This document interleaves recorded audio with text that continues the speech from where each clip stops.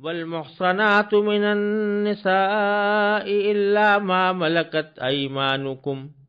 كتاب الله عليكم وأحل لكم ما وراء ذلكم أن تبتغوا بأموالكم محصنين غير مسافحين فما استمتعتم به منهن فآتوهن أجورهن فريضة ولا جناح عليكم فيما تراضيتم به من بعد الفريضة إن الله كان عليما حكيما ومن لم يستطع منكم طولا أن ينكح المحصنات المؤمنات ومن لم يستطع منكم طولا أن ينكح المحصنات المؤمنات فمما ملكت أيمانكم من فتياتكم المؤمنات والله أعلم بإيمانكم بعضكم من بعض فانكحوهن بإذن أهلهن وآتوهن أجورهن بالمعروف محصنات غير مسافحات ولا متخذات أخدان فإذا أحصن فإن أتين بفاحشة فعليهن نصف ما على المحصنات من العذاب ذلك لمن خشي العنة منكم وأن تصبروا خير لكم والله غفور رحيم۔ ان آیات کریمہ کا ترجمہ یہ ہے، نیز وہ عورتیں تم پر حرام ہیں جو دوسرے شوہروں کے نکاح میں ہوں،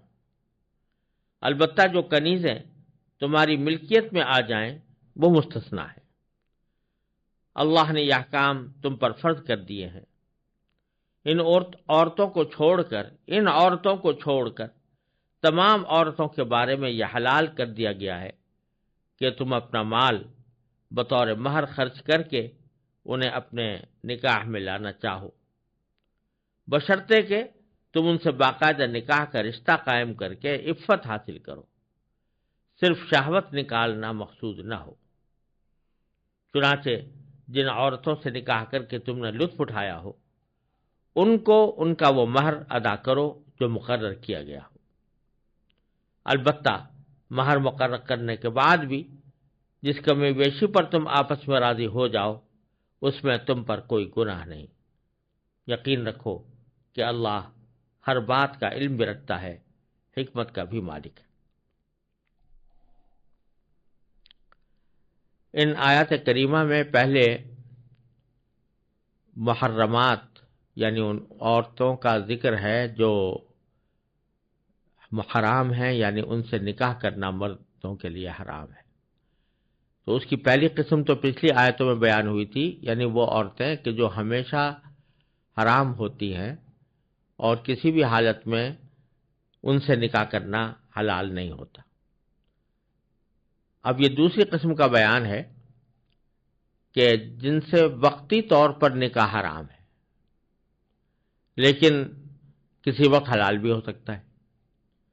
اس میں ذکر ہے شادی شدہ عورتوں کا، یعنی جن عورتوں کا نکاح کسی دوسرے شوہر سے ہو چکا ہو،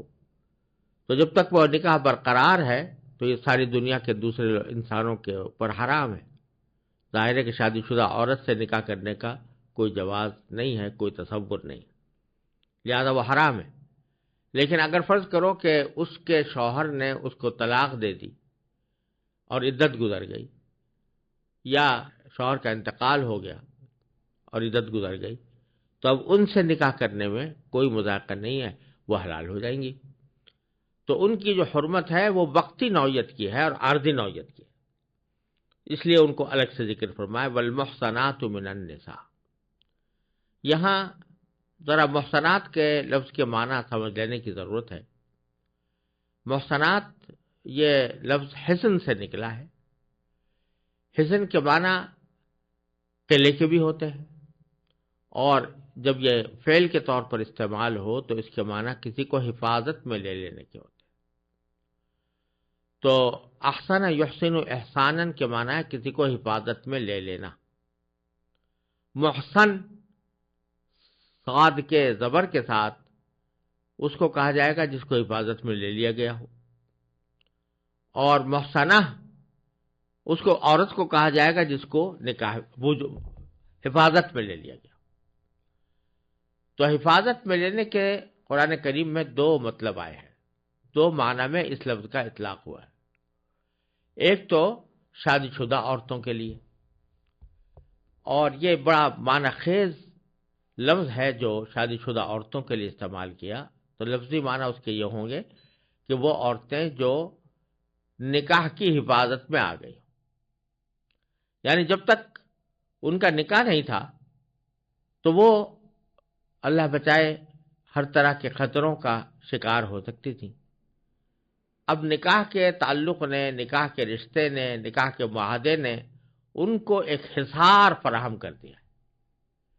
جیسا قلعہ ایک حصار کے درمیان ہوتا ہے، اس طرح کا ایک حصار اللہ تبارک و تعالی نے نکاح کے ذریعے ان کو فراہم کر دیا ہے۔ تو اس نکاح کے حصار کی اہمیت سمجھنے کی ضرورت ہے، اور اسی اہمیت کی طرف اشارہ کرنے کے لیے اللہ تبارک و تعالی نے شادی شدہ عورتوں کے لیے محسنات کا لفظ استعمال کیا۔ ورنہ سیدھی سی بات یہ بھی تھی کہ المتزوجات کہہ دیتے یا منکوحات کہہ دیتے کہ جن کی شادی ہو چکی ہے یا جن کا نکاح ہو چکا ہے ان سے کوئی دوسرا شخص نکاح نہیں کر سکتا، لیکن اللہ تبارک و تعالی نے محسنات کا لفظ استعمال کر کے اس طرف متوجہ فرمایا ہے کہ یہ نکاح بڑا مقدس رشتہ ہے، اور یہ ایسا رشتہ ہونا چاہیے جس کے ذریعے عورت ایک حفاظت کی حصار میں آ جائے۔ نکاح کے نتیجے میں شوہر ذمہ دار ہوتا ہے بیوی کا، اس کا خیال رکھنے کا، اس کے ساتھ اچھا سلوک کرنے کا، اس کے لیے معاشی فراخی فراہم کرنے کا، اور سب سے بڑی بات یہ کہ اس کو ایک حفاظت کا ایک تصور، حفاظت کا ایک شعور عطا کرتا ہے شوہر، کہ جب عورت کا نکاح ہو گیا اور شوہر کی وہ بیوی بن گئی تو اب اس کی تمام تر حفاظت کی ذمہ داری شوہر کے ذمہ ہے، لہذا وہ ایک حصار میں آ گئی ہے، محفوظ ہو گئی ہے۔ اس سے عورت کو بھی یہ سبق دیا گیا ہے کہ تم نکاح کو ایک بہت مقدس رشتہ سمجھو اور اپنی حفاظت کا ذریعہ سمجھو، اور دوسری طرف شوہر کو بھی یہ سبق دیا گیا ہے کہ یہ نکاح اس کام کے لیے ہوا ہے کہ یہ بیوی جو تمہیں ملی ہے تم اس کی حفاظت کرو، اس کی دین و دنیا کے لحاظ سے حفاظت تمہارا فرض ہے۔ تو یہ نہیں ہے کہ تم اس بیوی سے اپنے طور پر اپنا مقصد حاصل کر کے اس کو اس کے حال پر چھوڑ دو اور اس کے نتیجے میں وہ مشکلات کا شکار ہوتی رہے، نہیں، بلکہ ان کی حفاظت بھی تمہاری ذمہ داری ہے۔ یہ لفظ استعمال کر کے قرآن کریم نے بظاہر ان تمام معانی کی طرف توجہ دلائی ہے۔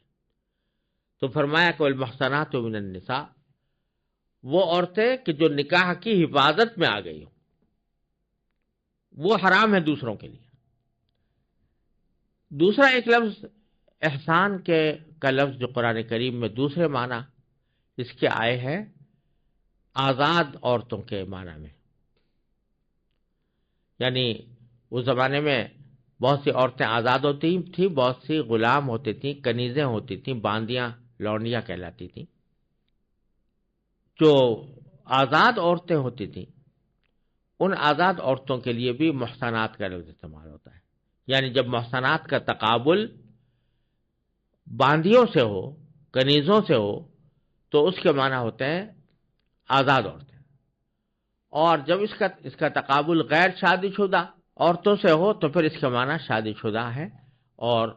نکاح کی حفاظت میں آئی ہوئی۔ یہاں پہلے معنی مراد ہے کہ والمحصنات من النساء، وہ عورتیں کہ جو نکاح کی حفاظت میں آئی ہوئی ہوں، یعنی شادی شدہ ہوں، ان سے نکاح دوسرے کے لیے جائز نہیں ہے، الا ما ملکت ایمانکم، سوائے ان باندیوں کے جو تمہارے ملکیت میں، تمہارے ہاتھوں کی ملکیت میں آ گئی ہوں۔ یہ اس زمانے کی بات ہے جب کہ لڑائیوں کے نتیجے میں جو قیدی ہوتے تھے ساری دنیا میں ان کو غلام بنانے کا دستور تھا۔ مرد اگر گرفتار ہوتے تھے تو وہ غلام بنا لیے جاتے تھے، عورتیں گرفتار ہوتی تھیں تو ان کو کنیزیں یا لونڈیاں یا باندیاں کہہ کر پکارا جاتا تھا، اور وہ غلام ہوتی تھی اپنے آقا کی۔ وہ جو خواتین ہوتی تھیں، یعنی جو واقعتاً باندی ہوں، شرعی طور پر بھی ان کو باندی تسلیم کیا گیا ہو، ان کا حکم اللہ تعالیٰ بیان فرما رہے ہیں کہ اگر فرض کرو کسی جگہ سے جنگ کے نتیجے میں، جہاد کے نتیجے میں جنگی قیدی آئے، ان میں عورتیں بھی تھیں، تو وہ ظاہر ہے کہ عورتیں جو ہیں اب وہ دارالحرب سے دارالاسلام میں منتقل ہو گئی، اس لیے ان کا پچھلے شوہروں سے نکاح ختم ہو جاتا ہے یہاں پہنچنے کے بعد، اور اس کے بعد ان کو عدت گزار کر وہ کہیں اور نکاح کر سکتی ہیں۔ تو یہاں جو استثناء کیا جا رہا ہے، اس سے مراد وہی عورتیں ہیں کہ جو جنگ کے اندر قید ہو کر آئیں اور اس کے نتیجے میں وہ کنیزیں بن گئیں، ان کو کنیزیں بنا لیا گیا، ان کے جو سابق شوہر تھے جو دارالحرب میں رہ گئے، تو ان سے دارالاسلام میں آنے کے بعد نکاح ختم ہو جاتا ہے، لہذا اب عدت گزار کر وہ کسی بھی مسلمان مرد سے نکاح کر سکتی ہیں، اور ان کے لیے ایسا کرنا جائز ہے۔ یہ معنی ہے الا ما ملکت ایمانکم۔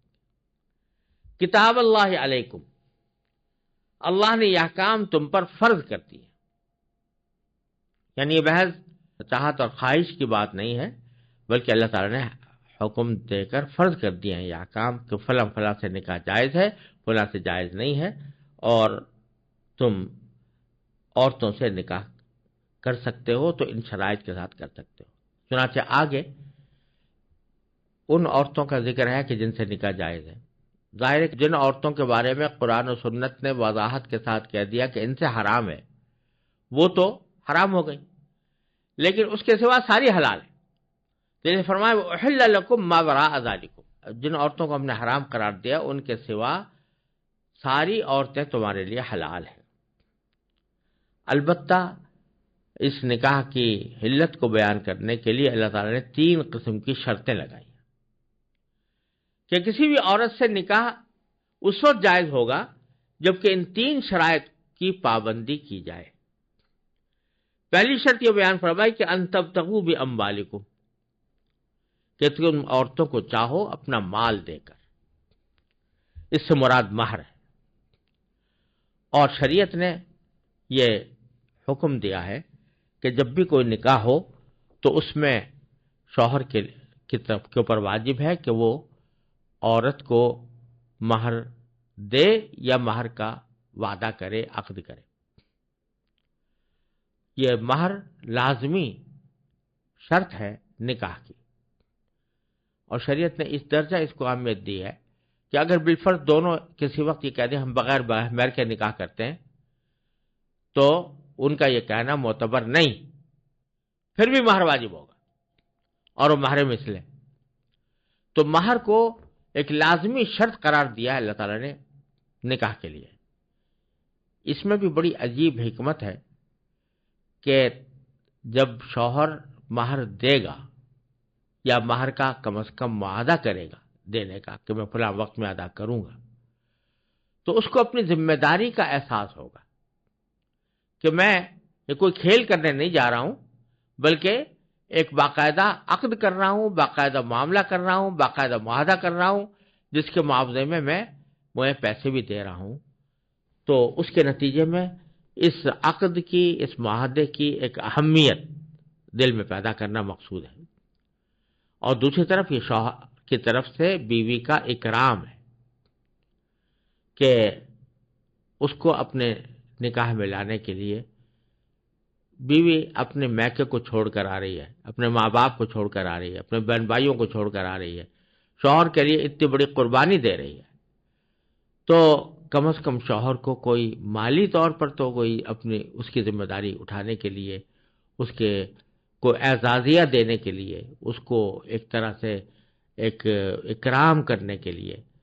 مہر اس کے ذمہ لازم کیا گیا ہے۔ اس سے نکاح کے رشتے کی اہمیت بھی اور اس کی قداست بھی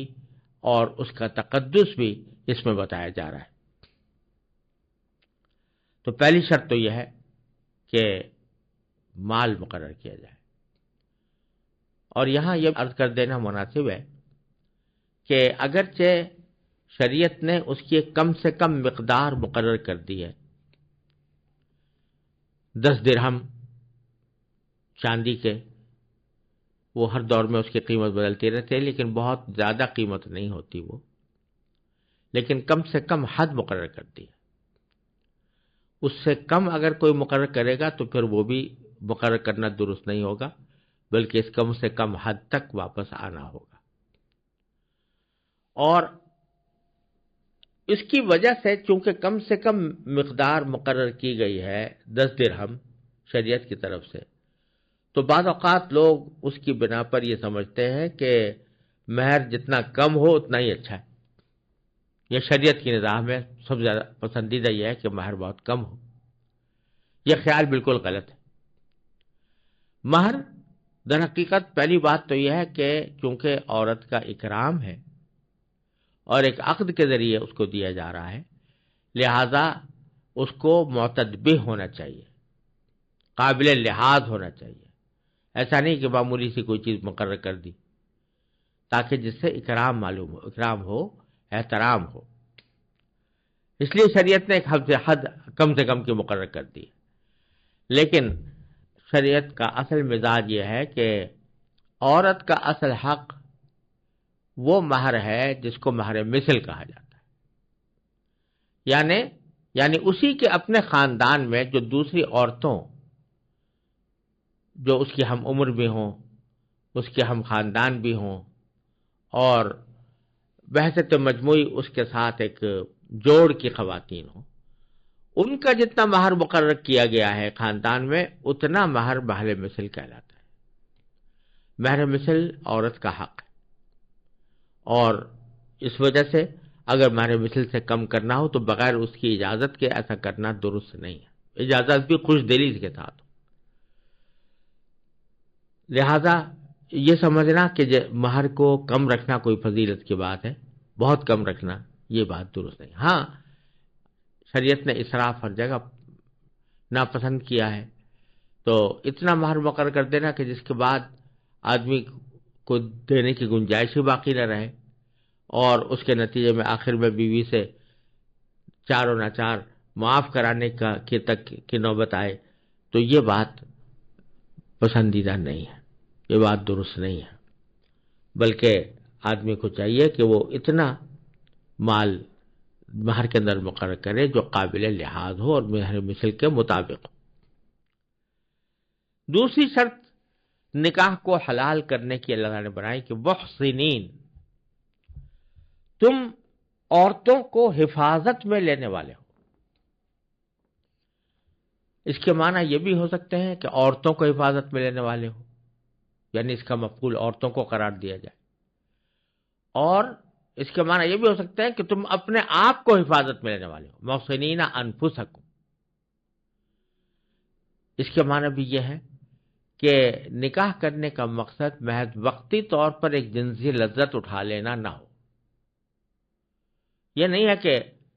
ایک جنسی لذت اٹھانے کا دل میں تقاضا پیدا ہوا تو بس جلد بازی میں کچھ دیر کے لیے نکاح کر کے اور فارغ ہو گئے، اور اس کے ساتھ باقاعدہ نکاح کا رشتہ برقرار رکھنا مقصود نہیں۔ تو یہ معنی ہے محسنین کہ حفاظت میں لانے والے ہو۔ عورت کو حفاظت میں لے آئے اس معنی میں کہ اب وہ ساری دوسری دنیا کے تمام اور مردوں پر حرام ہو گئی۔ جب تم نے اس سے نکاح کر لیا، اب تمہاری ذمہ داری ہے کہ تم اس کی حفاظت کرو، اس کی جان و مال کی بھی حفاظت کرو، اس کی عصمت و حفظ کی بھی حفاظت کرو، عزت کی بھی حفاظت کرو۔ اور اگر محسنین کے معنی یہ ہے کہ اپنے آپ کو حفاظت میں لانے والے ہو، تو معنی یہ کہ نکاح کو ذریعہ بناؤ اس بات کا کہ تم پر شیطان حملہ کر کے تمہیں کسی گناہ میں مبتلا نہ کرے۔ اللہ تعالی نے تمہیں جنسی لذت اٹھانے کے لیے ایک حلال طریقہ مہیا فرما دیا، تو اب اس حلال طریقے پر قناعت کرو اور اس پر اکتفا کرو، اور اپنی جنسی خواہشات کے نتیجے میں کسی گناہ کا ارتکاب نہ کرو جو بے حیائی کے کام ہو، ان میں نہ مبتلا ہو۔ یہ سارا مفہوم محسنین کے اندر داخل ہے۔ تو بتلا یہ دیا ہے کہ نکاح کرتے وقت نیت یہ ہونی چاہیے کہ میں اپنے آپ کی بھی حفاظت کر رہا ہوں، اپنی بیوی کی بھی حفاظت کر رہا ہوں، گناہ سے اپنے آپ کو بچانے کی فکر کر رہا ہوں۔ غیر مصافحین، تیسری شرط لگائی کہ تم محض پانی بہانے والے نہ ہو۔ لفظی معنی یہ ہے، پانی بہانے والے یعنی شہوت رانی کرنے والے، جن سے لذت سے غرض ہے اور کچھ نہیں، ایسا نہ ہو۔ اس سے اشارہ کر دیا ہے متعہ یا عصمت فروشی کے حرمت کی طرف، کہ جو لوگ عصمت فروشی کرتے ہیں، جو اب خواتین عصمت فروشی کرتی ہیں والعیاذ باللہ، یا جو مرد ان سے عصمت فروشی کرواتے ہیں یا اس سے فائدہ اٹھانے کی کوشش کرتے ہیں، ان کو کہا جا رہا ہے کہ ان کے پیش نظر کوئی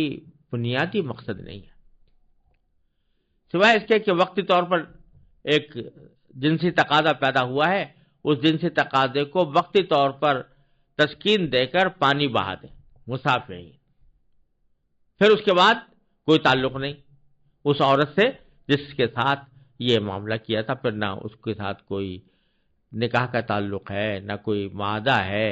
نہ کوئی اس کی ذمہ داری اٹھانا ہے، نہ کوئی اس کو حفاظت پہ لینا ہے، کچھ بھی نہیں، بلکہ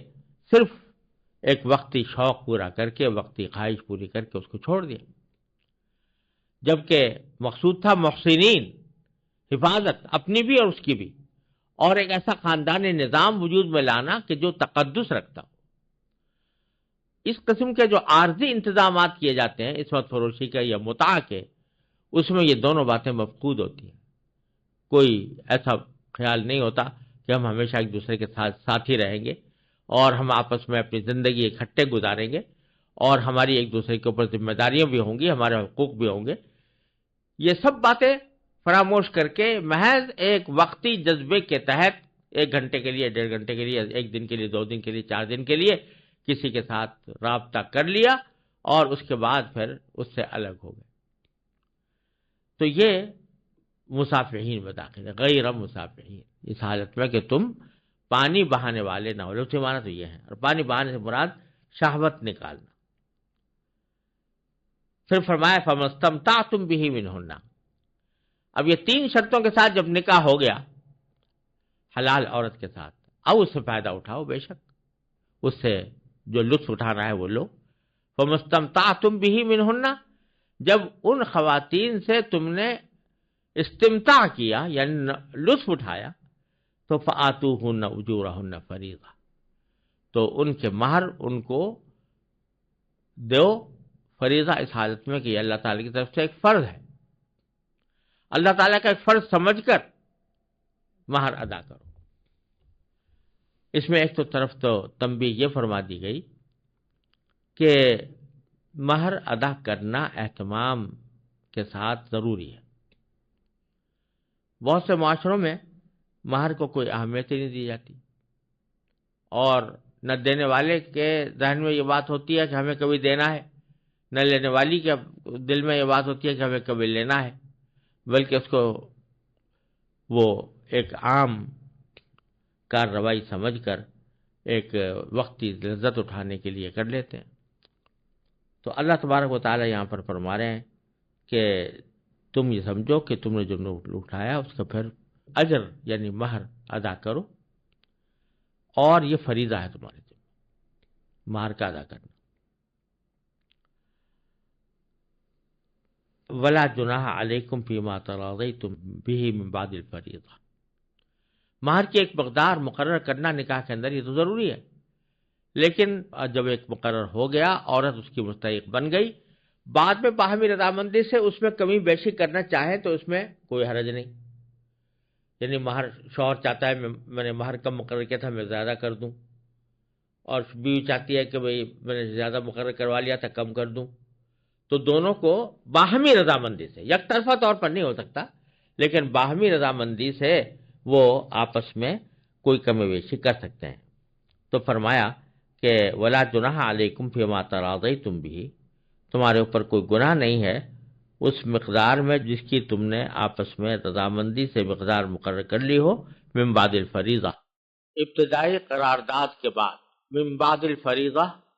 یعنی ابتدائی طور پر جو مہر کی مقدار مقرر کی گئی تھی اس کے بعد۔ ان اللہ کان علیم حکیمہ، بے شک اللہ تعالیٰ خوب جاننے والا بھی ہے